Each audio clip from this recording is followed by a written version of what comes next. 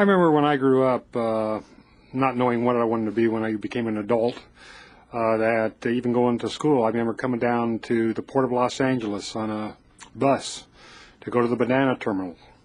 And we watched, I was in elementary school, we got to watch the bananas come off, and at that time they came off in bunches, not even in boxes.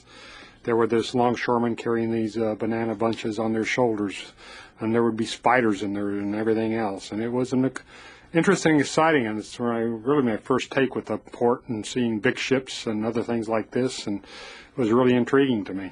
At the port, as an engineer, you got to work on all types of engineering. There was paving, there was storm drains, there were sewers, there were container cranes, there were buildings. There was always learning going on because technologies were always changing.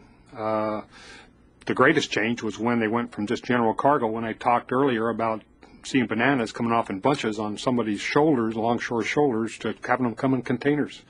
That was so innovative that we had to change the whole design of the port, make deeper channels, get the cranes. And the port, if you stay around at least 20 years, you'll see what you just designed and built being torn down to rebuild for the new technology and the new customers' needs. And this is why it's a dynamic world here at the port, and it's so fun. We had a program where we had negotiated agreements with customers, and we pretty much rebuilt all of Terminal Island. And we built all the new railroad links. We built new bridges so that there would be great separation so cargo could move and trains could move at the same time. And there was about $750 million of construction contracts during that period of time, of which we had to coordinate and make sure they all came together.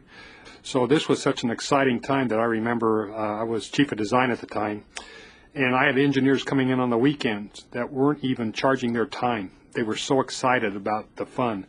And it's fun for an engineer to do a broad range of things, and this was probably the most